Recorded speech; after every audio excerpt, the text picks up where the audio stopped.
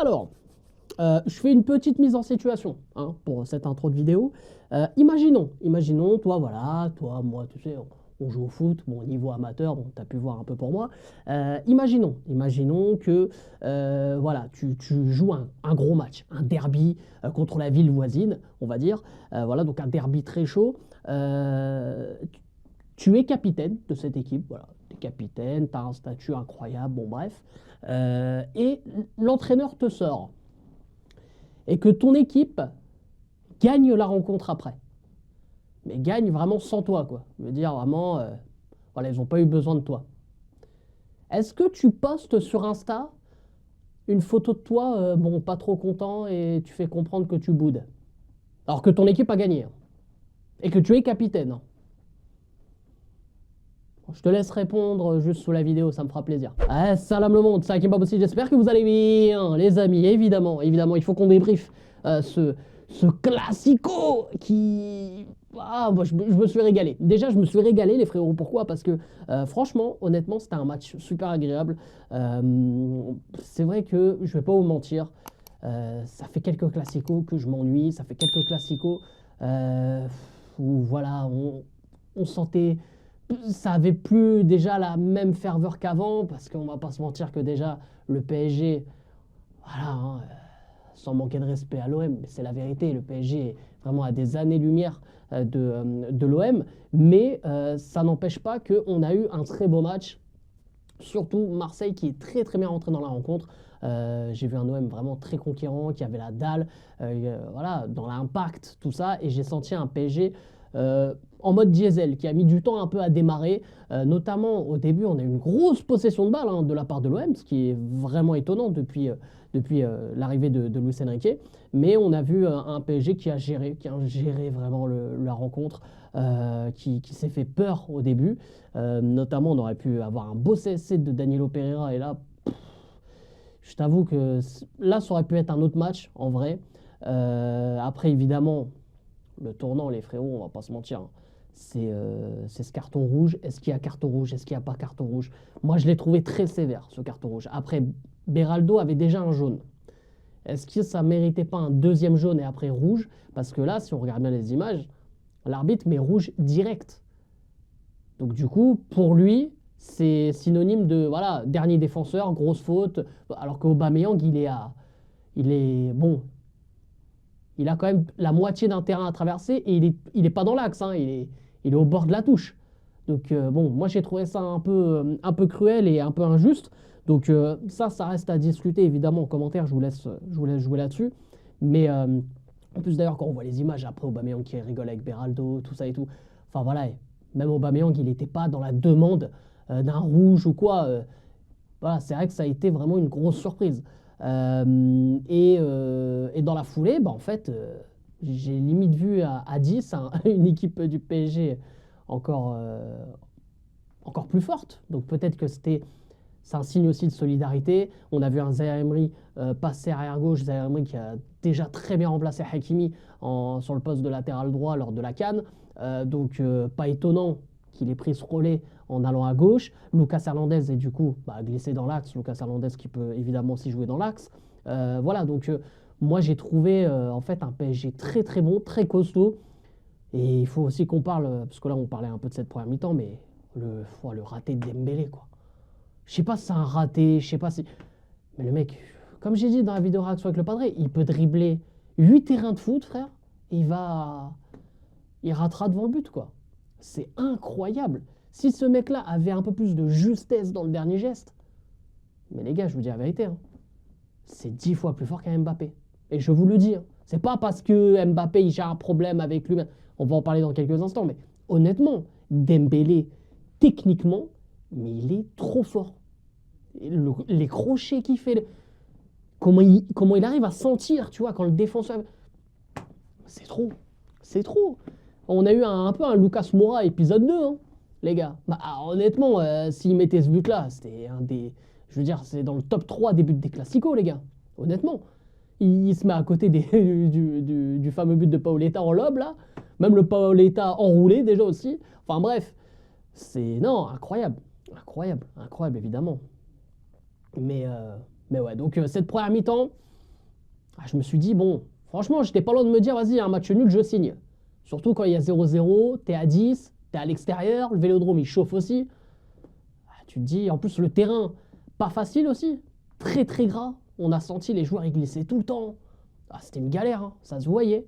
T'avais l'impression vraiment que t'étais en district, tu vois. Bon, le terrain a tenu jusqu'à la fin quand même. En district, là, à la 25e minute, le terrain impraticable, tu vois.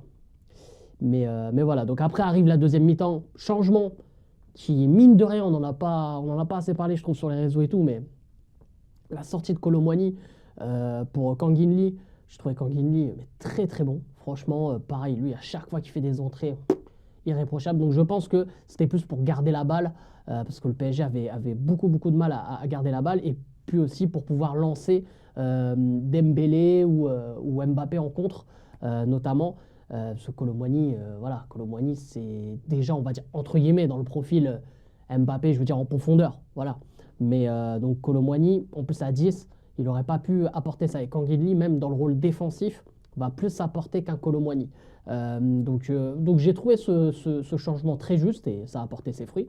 Et surtout, là, il faut qu'on en parle. Bon, évidemment, but de Vitinha, incroyable ce but, mais Vitinha, il l'a fait tout seul. D'ailleurs, un beau 1-2, un long 1-2, double 1-2 avec Dembélé. Parce que quand Vitinha récupère le ballon, il la passe à Dembélé. Dembélé lui remet.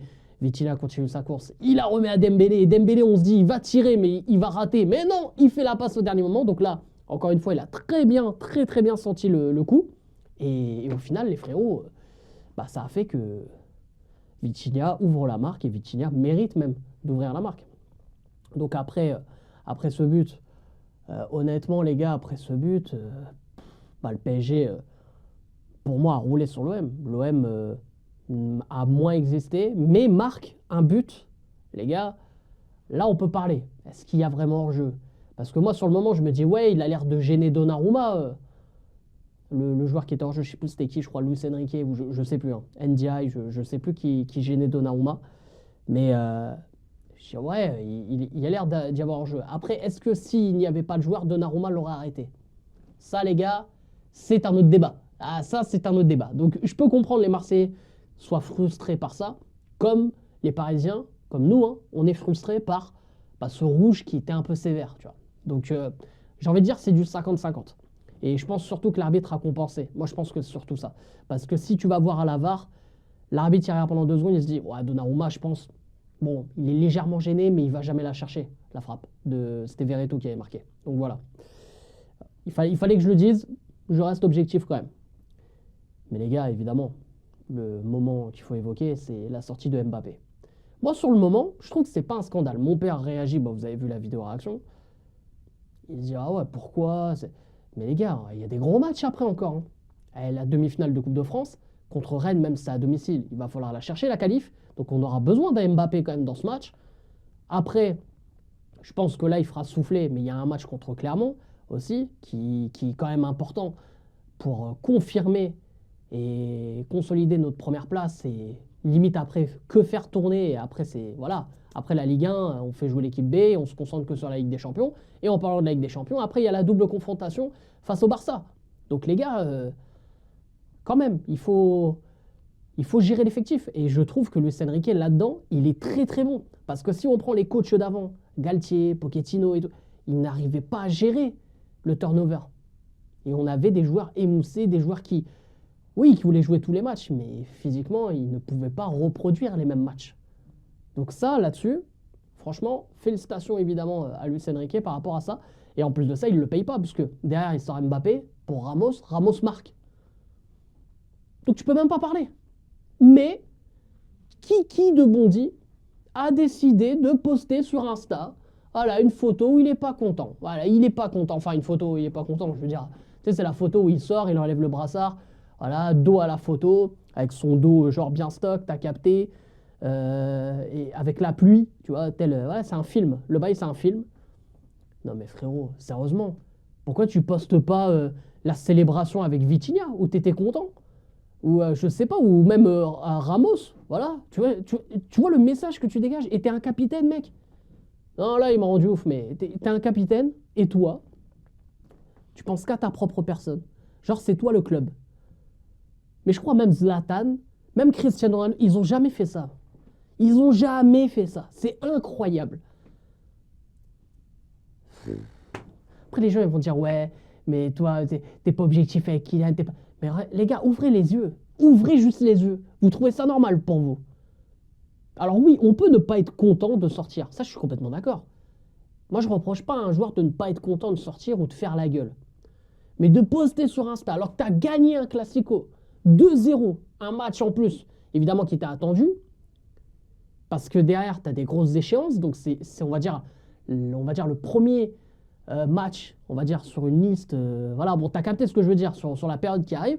Donc, déjà là, c'était important de gagner pour consolider notre première place, parce que tu as Brest, mine de rien, qui ne veut pas lâcher l'affaire. On ne sait jamais si tu lâches des points et que Brest continue sur sa lancée, on ne sait jamais. Et là, tu fais cette photo-là. Moi, les gars, moi, j'en peux plus de lui. Franchement, vivement qu'il se casse. Mais vivement qu'il se casse. Au Real, il ne le fera pas. Mais c'est pas grave. Moi, je ne regretterai pas. Parce que je sais qu'à Paris, quoi qu'il arrive. Et là, en plus, là, il commence à avoir des rumeurs en mode, ouais, peut-être, selon la fin de saison, eh ben, non. Même on gagne la Ligue des Champions, merci. Peut-être, parce que ce sera grâce à lui. Mais au revoir. Parce que là, frérot, ça devient un poison. Ça devient un poison. Et j'ai pas envie de revenir sur son match hier. Perso, il a rien fait. Hein. Les gars, honnêtement, le match de Mbappé hier, donc pour moi, il sort, c'est pas un scandale. Déjà parce qu'il n'est pas non plus exceptionnel, et surtout parce que il y a des grosses échéances après, et on aura besoin de lui face au Barça. Là, face au Barça, oui, je suis sûr qu'il va faire des gros matchs et il va encore faire fermer des bouches. Et j'espère même, tu vois. Il a intérêt, parce qu'il est fait pour ça, et il doit être fait pour ça. Donc à un moment donné, Mbappé, calme-toi. Arrête avec tes trucs en dehors du foot qui ne servent à rien. Là. Tes posts là, comme ça. Là. C'est incroyable. Tu veux quoi? Tu veux que, genre, Florentino Pérez, il like ton post? C'est quoi le truc? Moi, je comprends pas ces gens-là. Je comprends pas. Moi, ça me rend ouf. Je te jure, ça me rend ouf. Donc, du coup, voilà. Moi, c'est le truc qui m'a énervé. Et un peu la petite tâche sur cette belle soirée. Parce que voilà, ça reste un classico. Belle victoire avec la manière. À 10 contre 11 au Vélodrome. Ça, c'est encore plus fort. Donc voilà, là, moi les gars, c'est évidemment, c'est régalade de ouf. Et voilà, donc moi je peux qu'être satisfait de tout ça. Donc n'hésitez pas bien sûr à me dire en commentaire ce que vous avez pensé de ce classico, vos tops, vos flops, bref. Et surtout, si vous validez ce qu'a fait Mbappé, bon, après, tu fais ce que tu veux, je te juge pas, mais bon, ça me donnera un peu une idée de qui tu es, quoi. Bref, hein. Prenez soin de vous. Stakim pas possible. Je vous aime, je vous laisse et surtout, ici c'est pareil. Je vous fais la bise.